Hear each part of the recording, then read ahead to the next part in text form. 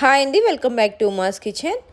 ఇంకా చెప్పాను కదండి నిన్నటి వీడియోలోనైతే ఒక సార్క్ ఫుడ్ అయితే పంపించాను కానీ డ్రై ఫ్రూట్ లడ్డు అవ్వలేదని. సో ఈవినింగ్ అయితే చేసి ఆ సార్ కాల్ చేసి లడ్డు ప్రిపేర్ అయిపోయిందని.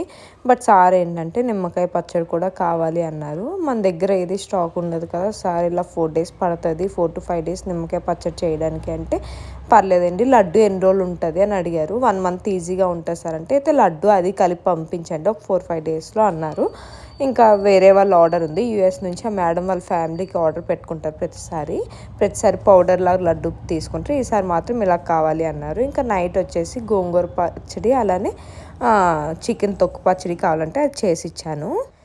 ఇంకా ఈరోజు ఆర్డర్స్ వచ్చేసరికి మార్నింగే ఒక ఆర్డర్ ఉందండి. మార్నింగ్ 7 కల్లా మేడం దగ్గర ఫుడ్ ఉండాలి. ఈరోజు వసంత పంచమి కదా, మేడం టీచర్ అంట. సో వాళ్ళ స్కూల్లోని ఫుడ్ కావాలి, 2 kgs వెజ్ పులావ్ కావాలి అనేసి అయితే నాకు ఆర్డర్ ఇచ్చారు. ఆ మేడం ముందు కూడా మన దగ్గర చాలాసార్లు తీసుకున్నారు.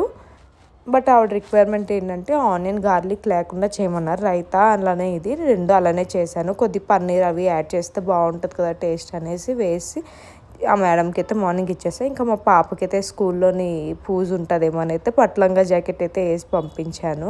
ముద్దుగా ఉందని అయితే ఒక చిన్న క్లిప్ తీసుకున్నాను. ఇంకా నెక్స్ట్ వచ్చేసి లాస్ట్ 3 days నుంచి ఫుడ్ తీసుకుంటున్నాను అన్నాను కదండి మేడం.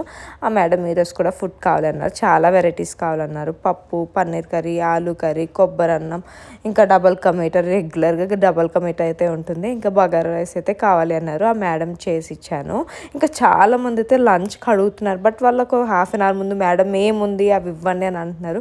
మన దగ్గర అలా ఉండదండి, నేను ముందు చెప్తున్నా ఎప్పుడు చెప్తున్నా ఆర్డర్ వచ్చాకే